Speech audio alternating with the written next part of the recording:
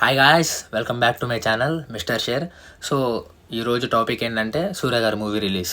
So Kanguva movie release ఉంది. So తొందరగా 11కి లేజ్ అయితే ఫాస్ట్గా హాల్కి వెళ్ళిపోయాను. సో చూస్తున్నారు కదా, చెట్టు అంతా తడిసిపోయింది, ఇక్కడ ఫుల్ వాన. సో వానలో కూడా వెళ్ళాను. నేను ఈ మూవీకి పెట్టిన కాస్ట్ ఆల్మోస్ట్ 150 రూపీస్. నా 150 రూపీస్కి మూవీ వర్తా కాదా అనేది అయితే మాట్లాడుకుందాం. నాకు మూవీ ఎలా అనిపించిందంటే గుడ్, బాగుంది, చూడొచ్చు. 150 రూపీస్కి మూవీ అయితే వర్త్. సో మూవీలో ఏం బాగుంది, ఏం బాగాలేదు అనేది చెప్పుకుందాం ఫస్ట్. సో ఫస్ట్ చెప్పుకోవాల్సింది అయితే సూర్య గారి యాక్టింగ్. ఎస్పెషల్లీ పాస్ట్ పోర్షన్స్ ఉంటాయి, ఓల్డ్ వర్షన్ పోర్షన్స్, అదైతే చాలా చాలా బాగున్నాయి. అక్కడ యాక్టింగ్ అయితే సూర్య గారు చింపేశారు. నాకు అర్థం కాదు అదేంటో, సూర్య గారు యాక్టింగ్కి నాకు అర్థం కాదు. ఆయన ఏడిస్తే నాకు ఏడుపు వచ్చేస్తుంది. నేను ఎందుకో సూర్య గారికి అంత కనెక్ట్ అవుతాను. నేనే అలా ఉంటానా లేకపోతే అందరికి అలా అనిపిస్తుంది నాకైతే తెలీదు. చాలా చాలా బాగా యాక్టింగ్ అయితే చేశారు. ది ప్లస్ పాయింట్ సూర్య గారు మూవీకి. ఇంకా నెక్స్ట్ నాకు మూవీలో నచ్చింది విజువల్స్.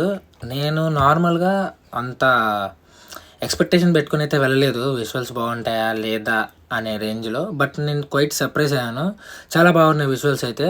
సో మరీ బాహుబలి అంత కాదు, అలా అని చెప్పి ఆదిపురుష్ అంతా కూడా కాదు. సో ఒక 80%, దానికి దీనికి మధ్యలో ఒక 80% ఉంటుంది కదా. సో అంత బాగున్నాయి. చాలా మీకు సర్ప్రైజింగ్గా అనిపిస్తుంది. విజువల్స్ అయితే చాలా బాగున్నాయి, చాలా రియల్గా అనిపించాయి అన్నీ. సో విజువల్స్ చాలా బాగున్నాయి. ఇది ఇంకో ప్లస్ పాయింట్ మూవీకి. స్క్రీన్ ప్లే చాలా చాలా బాగుంది. స్క్రీన్ ప్లే అయితే చాలా ఫాస్ట్ ఉంది.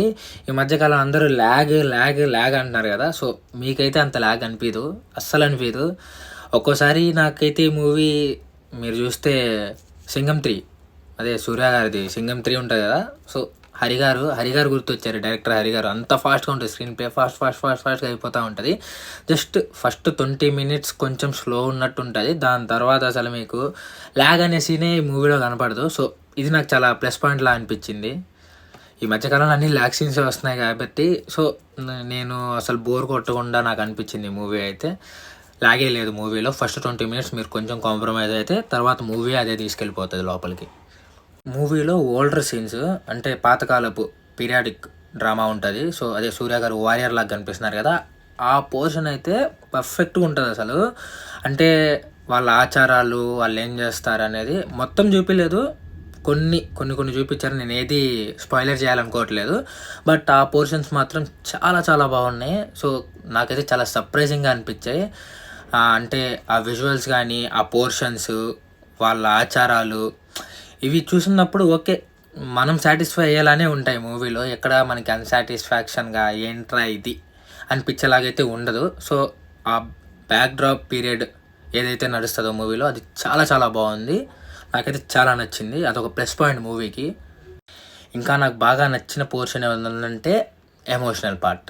సో ఎమోషనల్ పార్ట్ చెప్పాను కదా, నాకేంటో సూర్య జస్ట్ కళ్ళలో నీళ్ళు పెట్టుకుంటే నేను ఎమోషనల్ అయిపోతాను. యాక్చువల్లీ నేను ఒక ఎమోషనల్ పర్సన్. సో ఎమోషన్కి చాలా బాగా కనెక్ట్ అవుతాను నేను మూవీస్లో. సో ఇంకా సూర్య గారు ఎమోషన్ చూస్తే ఇంకా క్వైట్ అసలు అలా వెళ్ళి కనెక్ట్ అయిపోవాల్సిందే మూవీలో. సో ఎమోషనల్ పార్ట్స్ అయితే చాలా బాగున్నాయి. సూర్యకి ఎక్స్పెషల్లీ ఒక చిన్న అబ్బాయికి ఎక్కువ కనెక్షన్ ఉంటుంది మూవీలో. ఆ పార్ట్ ఎప్పుడు చాలా ఎమోషనల్గానే చూపించారు, అది చాలా బాగుంటుంది.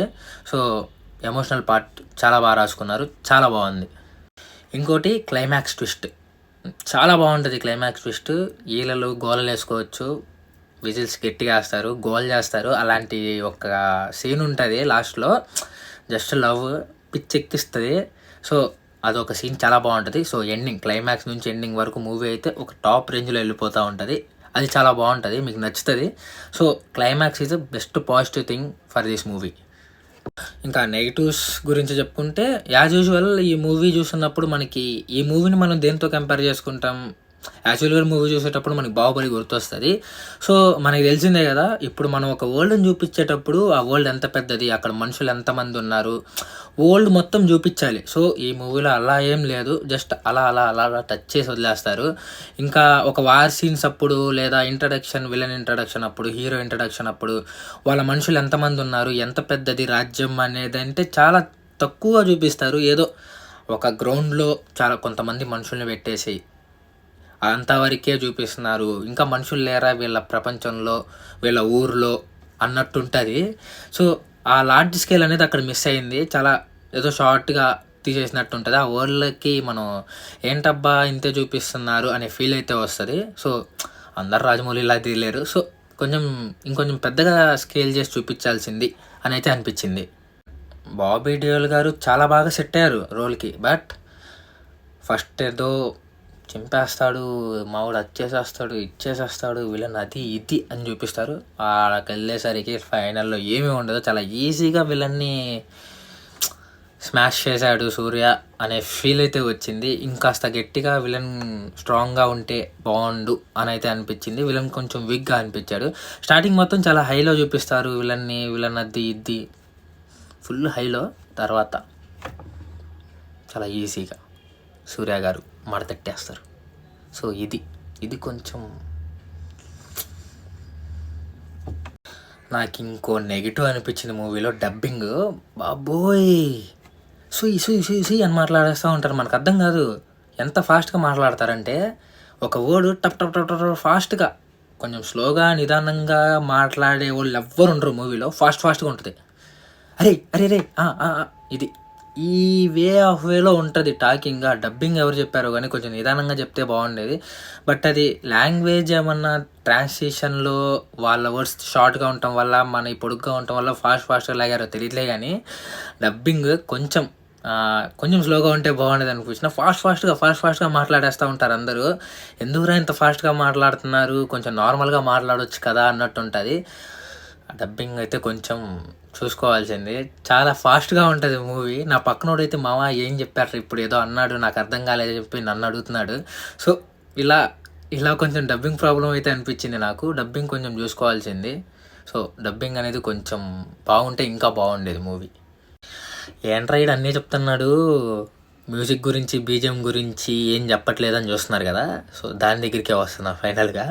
ఇది పాజిటివ్గా చెప్పాలో నెగిటివ్గా చెప్పాలో నాకైతే తెలియదు. సో నాకేమనిపించిందో చెప్తా ఒపీనియన్ వైజ్గా. సో మూవీ చూసేటప్పుడు థియేటర్లో ఆ సీన్కి ఆ బీజిఎం ఓకే, బాగానే ఉంది, బీజిఎం వెళ్తుంది, గుడ్. బట్ ఏది ప్రాపర్ బీజిఎం ఉండదు. అంటే మూవీకి ఒక ప్రాపర్ బీజిఎం అనేది ఉండదు. సీన్ వస్తుంది, బీజిఎం వస్తుంది, ఓకే, వెనకాల బ్యాక్గ్రౌండ్ స్కోర్ బాగుంది, ఆ సీన్ వెళ్ళిపోద్ది, దాన్ని మర్చిపోతాం. ఇలానే ప్రతి సీన్కి ఒక మ్యూజిక్ వస్తూ ఉంటుంది, వెనకాల బ్యాక్గ్రౌండ్ బాగానే అలా ఉంటుంది, అలా వెళ్ళిపోతుంది. బట్ గుర్తు పెట్టుకొని బయటకు వచ్చి నువ్వు హమ్ చేసే అంత నీకు గుర్తుండే బీజిఎం అయితే ఏమీ లేదు మూవీలో.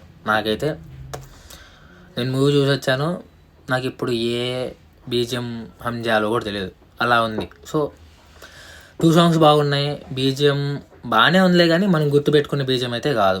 సో అలా జస్ట్ యావరేజ్ అలా వెళ్ళిపోతుంది అంతే బీజిఎం గురించి వస్తే ఇది. సో ఓవరాల్గా మూవీకి వెళ్ళాలా వద్దా అంటే వెళ్ళండి, కన్ఫామ్గా చూడాల్సిన మూవీయే. నా 150 రూపీస్ నేను పెట్టాను, నాకైతే 150 రూపీస్కి నాకు వర్త్ అనిపించింది. మీకు నచ్చుతుంది చూడండి, క్వైట్ గుడ్, చాలా బాగుంటుంది. ఒకసారి మీరు అయితే చూసేయండి. సో నా ఒపీనియన్ అయితే మూవీ మీద ఇది. మీరు మూవీ చూస్తే మీకు ఎలా అనిపించిందో కామెంట్ చేయండి. ఇంకా ఏమన్నా ఇంప్రూవ్ చేసుకోవాలి, ఏదైనా సజెషన్స్ ఇవ్వాలంటే ఇవ్వండి. వీడియో నచ్చితే లైక్ చేయండి. కొత్తగా అయితే ఛానల్ స్టార్ట్ చేశాను. So please subscribe and thank you. ఇంకో వీడియోతో మళ్ళీ కలుద్దాం. బాయ్.